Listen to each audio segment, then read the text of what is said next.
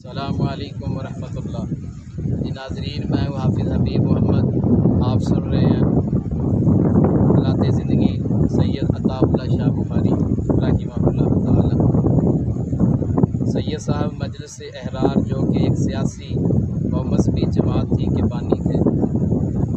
1891 کو پٹنہ میں پیدا ہوئے۔ ان کا آبائی وطن موضع ناگڑیا ضلع گجرات پنجاب پاکستان تھا، لیکن آپ کے والد محترم نے بسلسلہ تبلیغ پٹنہ میں سکونت اختیار کر لی تھی۔ شاہ صاحب زمانہ طالب علمی ہی میں سیاسی تحریکوں میں حصہ لینے لگے، لیکن آپ کی سیاسی زندگی کی ابتدا 1918 میں کانگریس اور مسلم لیگ کے ایک مشترکہ جلسے سے ہوئی، جو تحریک خلافت کی حمایت میں امرتسر میں ایک مشترکہ جلسے سے ہوئی تھی۔ امرتسر میں یہ سیاسی جلسہ منعقد ہوا تھا۔ سیاسی زندگی بھرپور آپ کی سفروں میں گزری۔ شاہ صاحب اپنے زمانے کے معروف ترین مقرر تھے اور لوگ ان کی تقریریں سننے کے لیے دور دور سے آتے تھے۔ 1929 میں اپنے رفقاء کے ساتھ مل کر مجلس احرار اسلام کے نام سے ایک علیحدہ سیاسی جماعت آپ نے تشکیل دی اور کئی سال آپ اس کے صدر رہے۔ شاہ صاحب تحریک پاکستان کے سخت مخالف تھے، مگر قیام پاکستان کے بعد انہوں نے یہ مخالفت ترک کر دی۔ شاہ صاحب میں شاعرانہ خوبیاں بھی موجود تھیں۔ کانوں میں گونجتے ہیں بخاری کے زمزمے، بلبل چہک رہا ہے ریاض رسول میں۔ کانوں میں گونجتے ہیں بخاری کے زمزمے، بلبل چہک رہا ہے ریاض رسول میں۔ شاہ جی کی زیادہ تر شاعری فارسی میں سباتی الالہام کے نام سے آپ کا مجموعہ کلام شائع ہو چکا ہے۔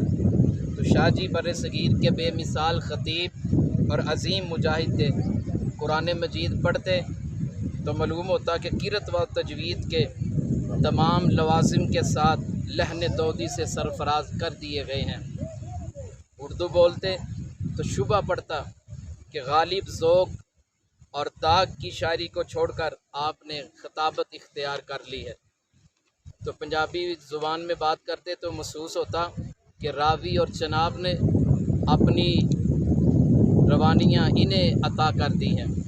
شاہ جی کی تقریر میں شعر کی گرج، خطابت میں دریا کی روانی اور تنقید میں تلوار کی کاٹ تھی، لیکن اس کے ساتھ ان میں ایک خصوصیت یہ بھی تھی کہ ان کی زبان کی جنبش میں پھولوں کی مہک اور گلاب کی خوشبو بھی رچی ہوئی تھی۔ شاہ جی انتہائی نرم گفتار تھے اور تیز کلام بھی تھے۔ انگریزی حکومت کے خلاف لب کشائی کرتے تو زبان آگ اگلنے لگتی، اور توحید و سنت کے موضوع پر واز کرتے تو لہجہ بدل جاتا۔ وہ سحر تراز خطیب اور شیوا بہاں مقرر تھے، جو بات کرتے اخلاص میں ڈوب کر بات کرتے، اور وہ بات سامعین کے دل کی گہرائیوں میں اترتی اور اپنی جگہ بناتی جاتی تھی۔ شاہ جی 6 گھنٹے بے تکان بولتے اور دریا کی سی روانی سے بولتے۔ جب تک تقریر کا سلسلہ جاری رہتا، ایسے محسوس ہوتا کہ فضا پر نور کی چادر تنی ہوئی ہے، اور واعظ و تقریر میں ایسے ایسے لطائف، وظائف اور واقعات و حقائق کو بیان کرتے کہ کبھی محفل کشتے زوفراں بن جاتی اور کبھی آہو بقا کی صدائیں بلند ہونے لگتی۔ مجمع پوری طرح ان کی گرفت میں ہوتا۔ وہ ہنساتے بھی تھے اور وہ رلاتے بھی تھے۔ اردو، فارسی، پنجابی کے بے شمار اشعار انہیں زبانی یاد تھے۔ موقع و محل کی مناسبت سے اس انداز میں شعر پڑھتے کہ معلوم ہوتا کہ شاعر نے اسی مقام کے لیے یہ شعر کہا تھا۔ انہوں نے اگر شاہ جی اپنی خدا داد صلاحیتوں اور قابلیتوں کی بنا پر پیری اور مریدی کی راہ اپناتے تو لاکھوں ہاتھ ان کی بیعت کے لیے آگے بڑھتے، اور اگر دنیاوی مال و منال کی طرف توجہ کرتے تو اپنی جاذب قلب و نظر شخصیت کی بنا پر عوامی محبوبیت کا مرکز قرار پاتے اور سیم و زر کے اونچے اونچے ڈھیر ان کے سامنے ہوتے، تو شاہ صاحب نے آرام و راحت کے بجائے تکلیف و اذیت کی راہ اپنائی اور اس وقت انگریز کے قلعہ اقتدار میں شگاف ڈالنے کے لیے میدان میں اترے، جب اس کے خلاف زبان سے کوئی لفظ نکالنا اپنے آپ کو بے پناہ مصائب کے سپرد کر دینے کے مترادف تھا۔ تو شاہ جی نے تحریک ہجرت میں حصہ لیا اور تحریک خلافت میں آپ نے قربانیاں دیں اور ہر اس محاذ پر داد شجاعت دی جس سے انگریز کو غزنت پہنچ سکتی تھی۔ بلا شبہ ان کی سیاسی خدمات کا سلسلہ بیت بہت طویل اور انتہائی دردناک ہے۔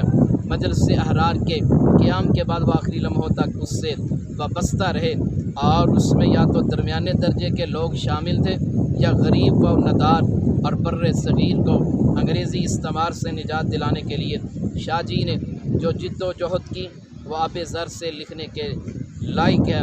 ایک مکمل تاریخ جو مجلس احرار اسلام کی لکھی گئی، جو 8 ضخیم جلدوں پر مشتمل ہے۔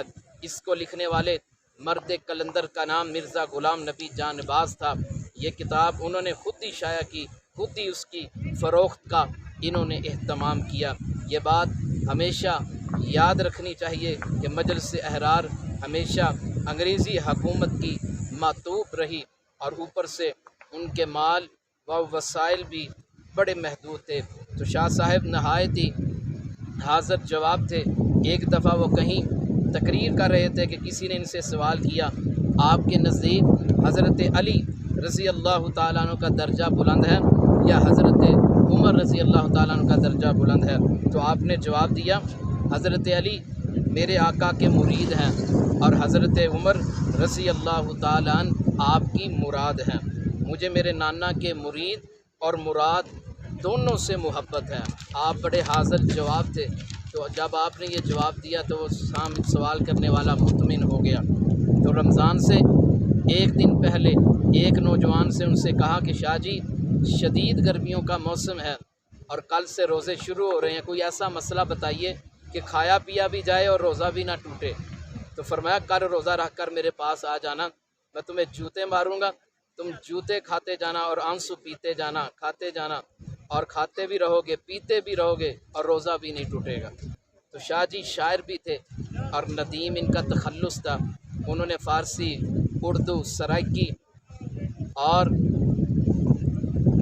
اور بھی کئی زبانوں میں انہوں نے اشعار لکھے۔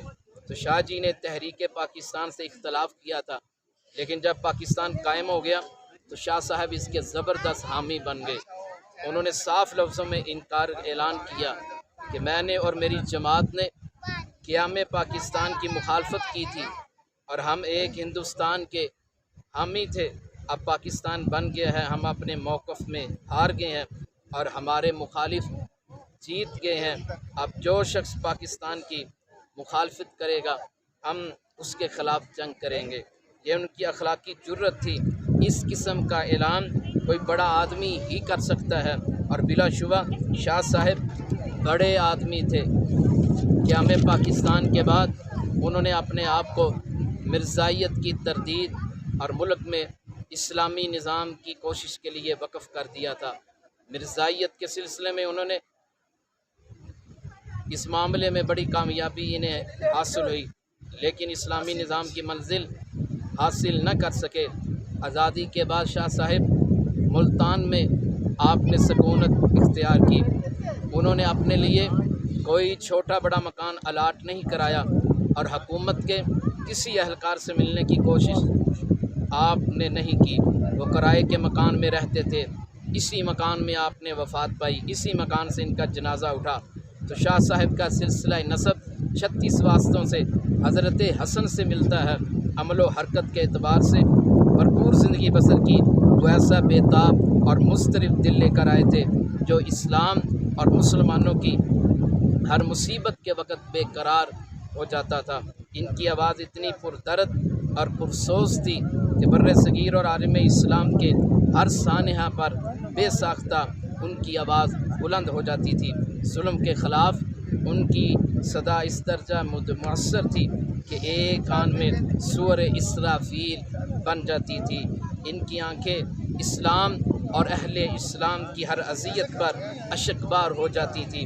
مسلمانوں کی ہلکی سے ہلکی تکلیف بھی نہ وہ خود برداشت کر سکتے اور نہ یہ گوارا کرتے تھے کہ کوئی برداشت کرے۔ وہ مرد مجاہد اپنے دور کی تمام حریف طاقتوں سے نبرد آزما ہوتے رہے اور ان سے پنجہ آزما ہوتے رہے، کبھی کسی سے مات نہ کھائی، شکست نہ کھائی، لیکن شاہ جی اسرائیل کے مقابلے میں شکست کھا گئے۔